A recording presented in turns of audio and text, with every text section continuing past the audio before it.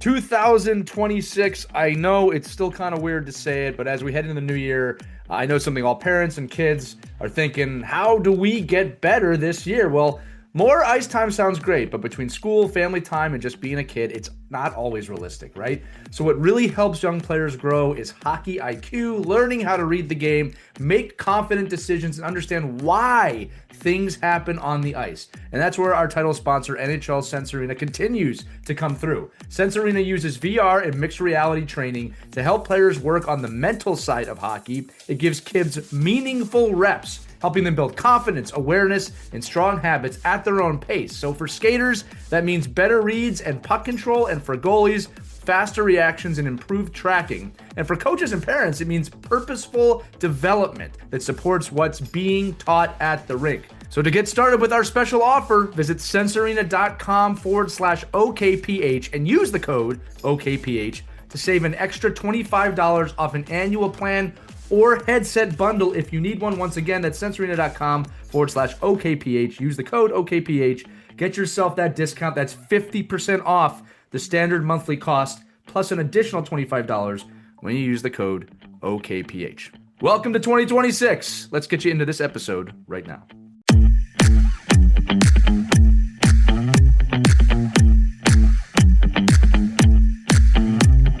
Hello, hockey friends and families around the world, and welcome to another episode of Our Girls Play Hockey. I'm Elias, joined by my co-host, Hayley Scamurra, and today we're talking about a topic that a lot of players and parents and sometimes coaches deal with but rarely say out loud: the guilt of not always being at hockey. Now, maybe it's missing a practice for a school event, saying no to a tournament to play another sport, or just wanting a weekend off to reset, which is virtually impossible to do during the season. But suddenly, you feel like you're letting your team down, or you're falling behind, or worse, your coach makes you feel like you're letting the team down. This is something we experience sometimes. We're going to unpack that pressure today, why it exists, how it affects players and families, and what balance really looks like in a hockey culture that often runs 12 months a year. I always say there's only 12 more months to go. Sometimes I get quizzical looks with that, Haley, but people look at you like that. But yeah, look, this is a real thing that people deal with. There's this massive guilt that comes from a lot of different directions, can come from parents, can come from the kids. Sometimes I think coaches play an unfair role in this. But Haley, look, you lived hockey at every level, youth to college to pro. Did you ever feel that guilt or pressure to always be at the rink? And you know, even if you needed the break, I'm sure you still felt it. Yeah, I definitely did, especially growing up. And then honestly, even now, there's times where, you feel guilty doing it when you need to. But overall, you just have to remember you have to do what's best for you, and only you know your body and what you can handle and what you need. And no one else can really judge you for that, even though they might try. So you have to kind of have like that strong inner will and kind of know what you need. Yeah, and I think that's something that parents can help kids with as well. I think if you're an older athlete, you're much more in tune with that. hmm I think sometimes when you're younger, I think the parents feel this massive obligation. I'll tell you what, when I started coaching my kids, which was 6 years ago, and I love being at the rink, but I felt like, man, if we can't miss a practice, we can't miss a game. And I'm not going to lie to you, to all the parents listening right now, I don't really have that problem. I'm okay. It depends on the weekend, depends on the situation, hmm but I'm okay missing a practice for a family event. I'm also okay with hmm my kids missing practice for orchestra, which my son is in, or for a birthday party or other things like that. Again, depends on the event, depends on the timing. Sometimes the hockey does win out. But Haley, let me just say that, like start from there. Like, it's okay, right? It's okay sometimes to prioritize other things over hockey. As long as you're gauging it. I mean, I don't want to say this is always okay if you have a huge thing Yeah. going on, but right, it's okay to miss sometimes.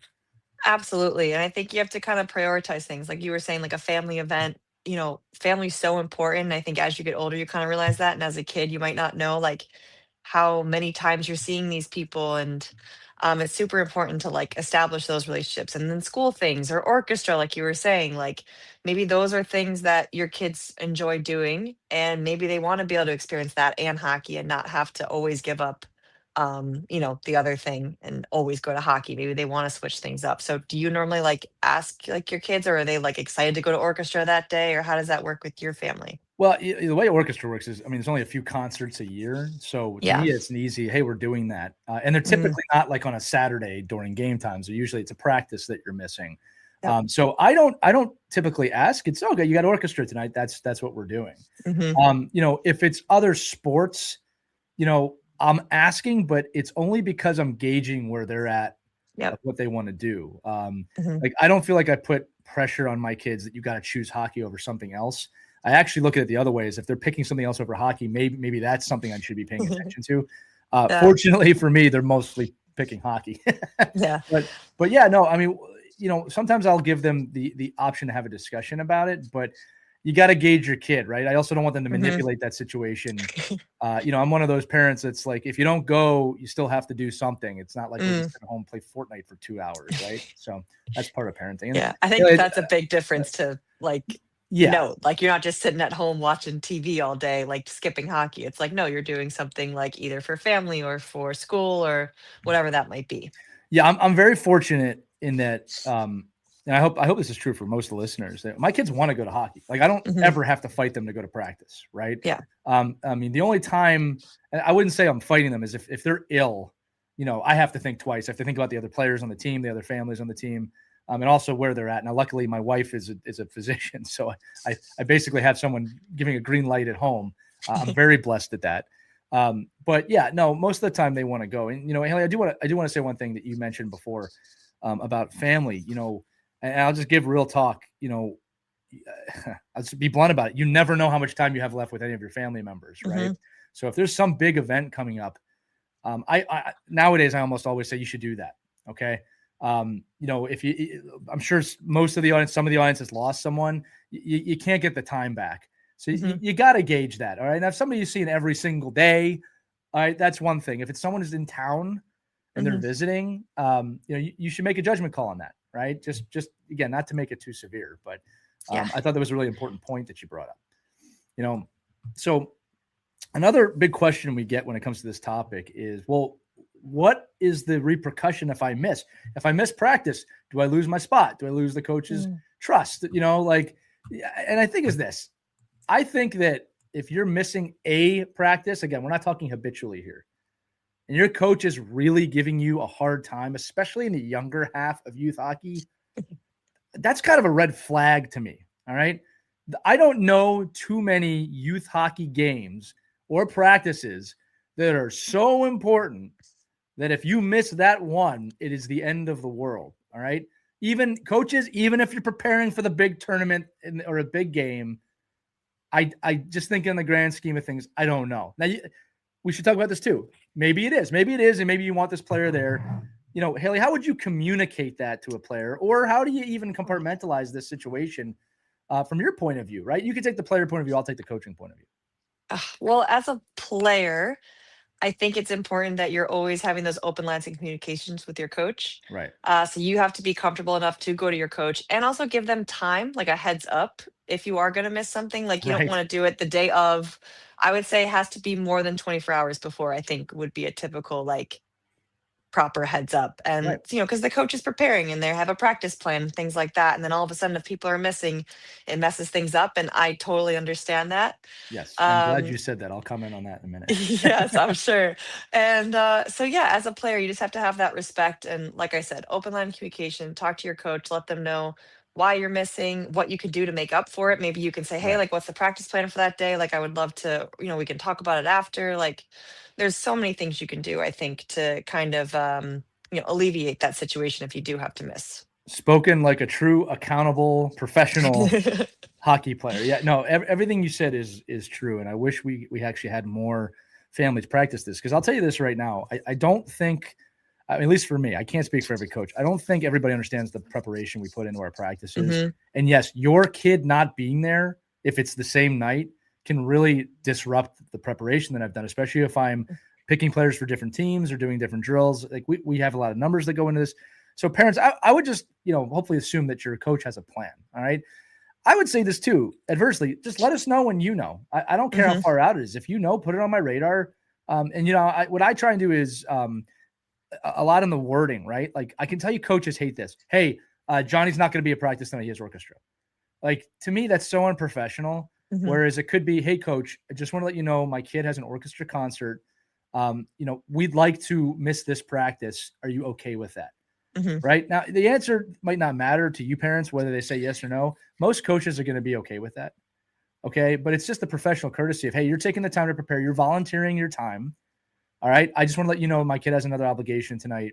And I like what you said. Is there anything I can do to make up? Is there video I can watch?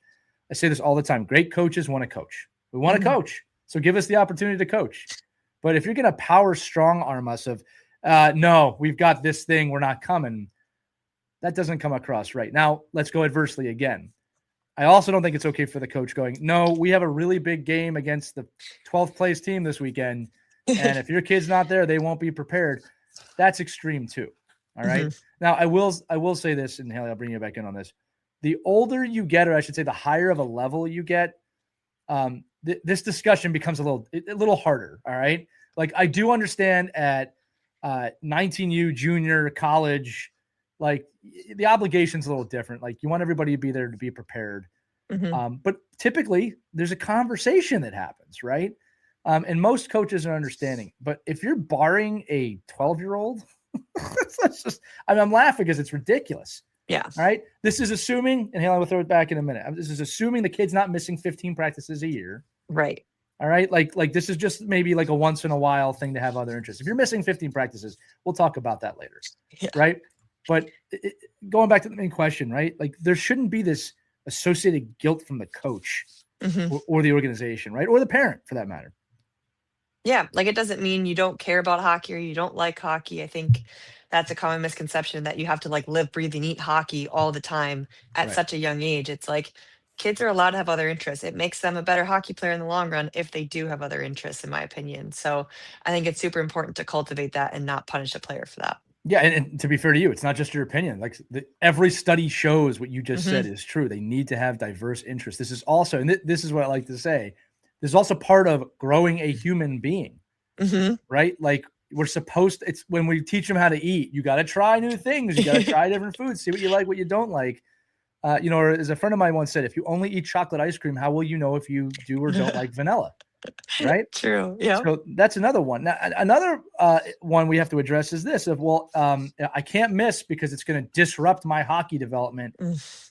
There is no one practice that is going to disrupt your development as a hockey player. And if you believe that, I don't know what to tell you, right? Yeah. Because the development of a hockey player, first off, takes place over decades.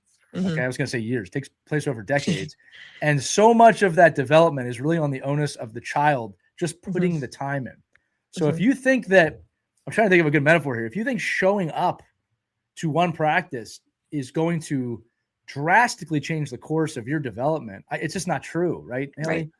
Yep, absolutely. And I think, if you really want to like get the reps in, you can get them in your head. You can visualize it. You Right, can literally visualize yourself at practice, and then it's like you're doing the reps. Like there's actual studies when you're visualizing something, it activates the same muscles in your body. right. So absolutely, there's ways around it. Yeah, no, 100%. And again, and it's important to do it, right? Hmm. I'm gonna say it too. Like, you're obsessed with the game. I'm obsessed with the game. There's no sugarcoating that. We think about this game most of the time, but I also, and you also have other interests. We have Yep. other things that we do. And again, it's like hockey's never far away. I can always find the hockey in whatever I'm doing. But man, if I don't take a break from hockey every once in a while, it can become overwhelming. Hmm. And look, I'd be lying if I didn't say my love for the game never waned, but there's points of burnout. There's points of, hey, I just need a minute. you know, Yes. can you talk about twofold here that, what other interests you have, Mm. right? And that you feel this too, right? Even as in the stature of where you're at, you still feel this from time to time. Absolutely. For me, I kind of had to find other hobbies after like college and going into like my professional career when I kind of started to have a little bit more downtime and when it felt like sometimes hockey felt like only a job and I was Right. kind of forgetting that it's like a game that I love and that I enjoy doing with my friends and things like that. You get kind of caught up in everything. Um, and so for me, it was really important at that point to kind of find other things I enjoy doing. Right. Personally, I love doing puzzles at home. I love just relaxing, watching Netflix, hanging out with my dog, my boyfriend, my family. Um, Downtown with family is probably like my absolute favorite thing to do, especially in the summer, because like I don't really see them during the season. That's kind of why I was alluding to that, I think, at the beginning of the call about family time and things like that. And Right. um, I think that's how I recharge the best is when I spend time with my close, my boyfriend, my family, and loved ones. It's how I kind of get that rejuvenation back because it's a long season. I'm going to hockey every single day, video, watching my own video, workouts, skates. It adds up, and then there's a lot of travel along with it. And so, for me, it's super important that I have kind of things outside that I enjoy doing. Right. Another fun thing our teammates are doing this year is a book club.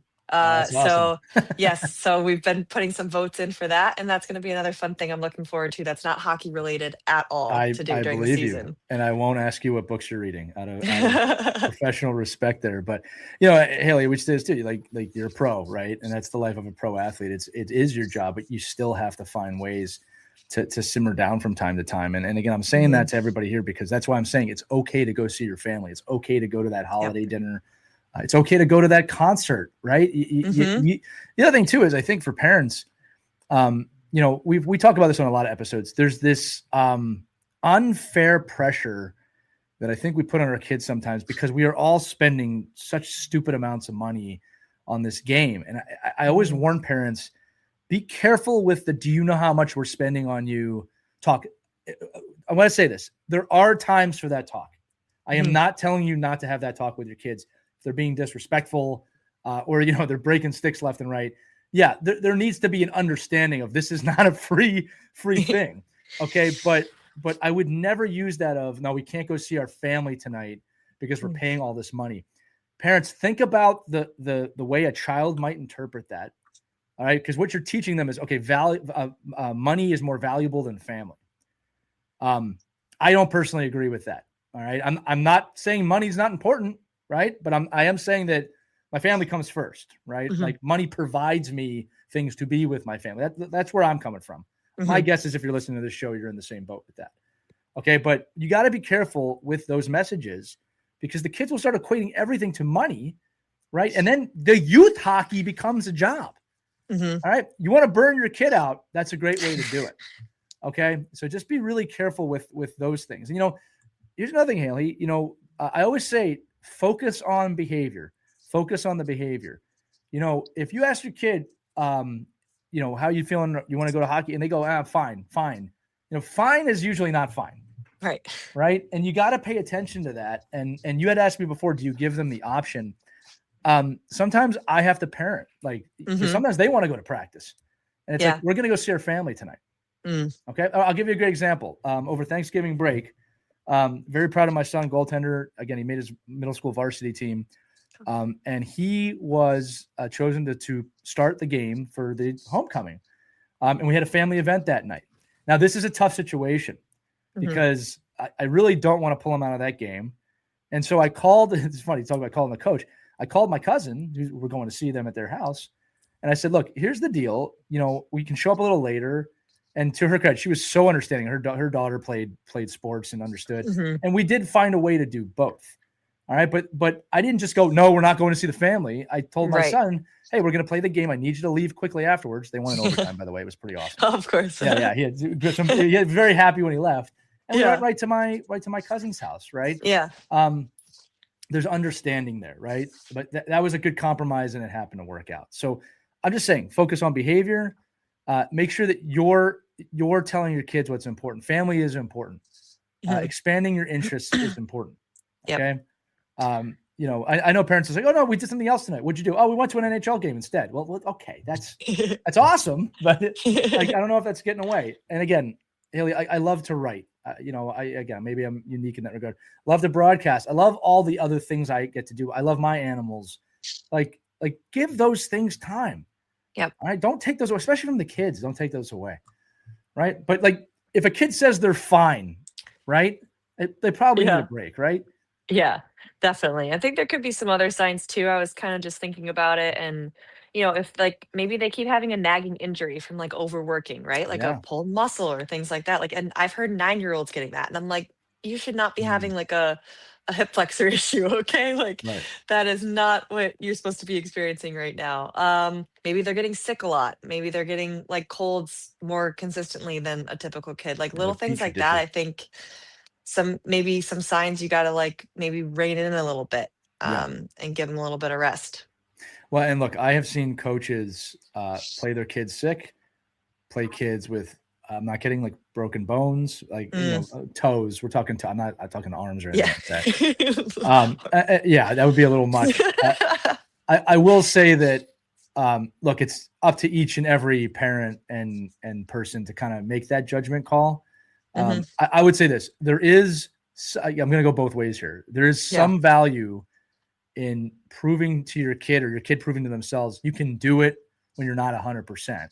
100%. Okay, I'm Yep. not against that, right? Like, but there's also value in, no, you're really sick Yeah. and you need to rest. Okay, Yeah. but you got to gauge each one of those. I think it's a mix and a match. If my kids are getting over a cold, I try never to bring my kids anywhere if they're actually sick and can spread it. Yeah. But if they're in that kind of like after effects where it's like not 100%, but they're probably not giving it to anybody, I want you Yeah. to go. I want you to push yourself. I want you to see Yep. what you can do. Same thing with again, there's a difference between injuries and other things, right? It's Yes. okay. My leg hurts. Okay, well, let's look at it. Can you play through it? Right? If Hmm. it's I have a hamstring that's pulled, no, you're going to sit out tonight. Yeah. So like again, this all comes back to do I always have to be at hockey? Right? You bring up a good point here too, Haley, about where we're talking about families and things. Injuries are sometimes a reason to sit out. I know you want to be there, Hmm. all right, but the amount of kids I've seen injured come back too early, and then you Hmm. really get injured. Yep. Parents, you don't want that. You don't want that for your kids. I can tell you that right now. Here's another thing. We're talking about coaches judging the players. Talked about players judging the players. Talked about players judging themselves. What about Yeah. teammates? Mm. Right? Teammates can start judging you if you're never there too. And I actually think it's on the coach to create a culture and an environment where there's understanding of that. I think it's important where we'll bring up the orchestra again, where teammates might say, you didn't play because of music? Yeah. Like, coach, you got to step in and be like, yeah, I think it's awesome that this player is in the orchestra, right? Hmm. Here's why, because I love music and I think that's a really great thing, right? The culture matters with these things too. I don't think teammates should ever be, outside your general just ribbing each other for fun, be seriously giving each other pressure over this. Yeah, because I think that's probably the hardest pressure a player might face would be from their teammates, like because they also don't want to let down their teammates. That's probably one of their biggest fears in terms of not going to an event. And so to then, if you were to then hear it, I think that would be really hard for a kid to kind of get over. So I think you're right. It's a super important kind of culture item to make sure from the get go, like that's addressed, that it's okay. And for the teammates to support each other overall. But a Right. little teasing here and there is typical, but Oh yeah. You get if you can't handle yeah. that, you'll burn out pretty quick. Let's dive into the internal a little bit here too, because I think we've done a great job of establishing where this guilt can come from, Mhm. but feeling that guilt is another avenue, right? Mm, So, what would you say to a young player, and I can jump in on this too, that yeah. maybe is feeling that guilt of, and it could be coming from any direction. Mom and dad wouldn't let me go, or I don't want to Mhm. go. How do you navigate the psyche of that? It's funny, I'm kinda thinking, like, for myself right now, I think what I do for my own kind of mental health is, like, if I do ever feel guilty for missing something or allowing myself to rest, what I remind myself is I'm allowing myself to rest so I can be my best for the team later on. Right. It's, kinda like the delayed gratification, right? So, like, in the moment, it might not feel great. You might feel like you're letting people down, but like in the long run, I feel like it's going to pay off for you more than if you tried to push it at the beginning and then you kind of keep setting yourself back and then you're not your best for your team and for yourself. No, I love that too. And, another thing too that I tell my players, I always say, live with your decisions, Mm, right? And some of it is just maybe taking a look at what happened, exploring that guilt. Okay, ask this. Here's a good question to ask: why do I feel guilty? mm, Like, I think sometimes we feel things, but we don't learn to question the feeling, right? Well, why do I feel guilty? And maybe the answer is, well, I really wanted to be at practice tonight and I had to do something else instead. Now, when I say live with your decision, there also has to be an acknowledgement of, okay, that's done. Like, that we can't go back and change it now. yeah. It's done. So the question now becomes, well, what can I learn from this for the future? All Mm, right. And that should generate questions, right? Like again, I'll just keep using the orchestra or the band one just because we're using it. Yeah. But the question should be, well, do you enjoy orchestra? Do you enjoy playing music? And hopefully the answer is, I really do. Then it's okay to miss. Okay, like this is something else you enjoy. Now, if it's I hate these things, I don't want to do these things. Now it's actually a good exploration because maybe you shouldn't be doing that if you don't want to do that. Maybe that's not something you want to do. Now, I also know for a fact that there are kids out there that do not have a choice for some of these things. It's mom or dad is making you do piano or making you do orchestra. For the kids listening, I cannot tell your parents how to parent. That is an individual journey that we have to go. But I would encourage everybody to have conversations about that, right? And I'm not saying, kids, if you go to your mom and dad and say, hey, I hate piano, that means you're going to stop playing piano. Mom and dad typically do know what they're doing. Yeah. Okay. But explore your emotions, explore your behavior. All right. And try and identify the why. But also, I got to say this again. If it's done, it's done. Don't live in the past with it. Yeah. All right. Guilt is typically a past triggered emotion, right? It's not something that you typically feel too far beyond what happened, right? It's something you think about. So if you're feeling that, learn. It's an opportunity to learn. It's just like making a mistake on the ice, right? Don't live in the mistake. We talked about that a lot, Hayley, right? You got to keep moving forward no matter what. That's such a good point. Yeah, I think it's super important to be aware of your feelings and be able to identify them. And that's a big part about growing up and learning how to manage your emotions. And so I think that's a great life lesson, not just for in hockey, but in life, what you were kind of mentioning. Yeah, no, I appreciate that. I mean, look, we're getting ready to round this out. I mean, I think what we should do is just talk to the parents, because that's our primary audience when we're talking about how we can maybe even reframe the idea of missing out. Because here's the deal. I actually think you may be missing out of hockey if you go to do something else, but the larger question would be, you might be missing out of something else by always going to hockey. And I feel like I have to keep reiterating this. I'm not talking about like 15 times a year here or anything like that, parents. Like you should be going to practice. You should be going to games. All right. But things do come up. And it's like, we're missing hockey for this. That phrase sometimes kind of freaks me out. It's like, I'm going to sound really kind of corny here, but it's like, no, I'm enriching my kid's mind tonight by doing this. How can we reframe it where it's not that guilt? And again, Hayley, this episode spawned from you, right? Saying that this is something you wish when you were a kid. Yeah. There was some more leniency on, right? And again, when you say things like that, I really think about it because of where you are now. Right. And I think it could be easy for you to say, nope, we did everything. If I missed anything, I would never be with the Montreal Skyline behind me right now. And on the rivalry series team. But I think you're even saying it, right? That no, I would have been fine. Because your love for the game was not waning. You just needed a break sometimes. You wanted that chance. Can you dive into that for a little bit?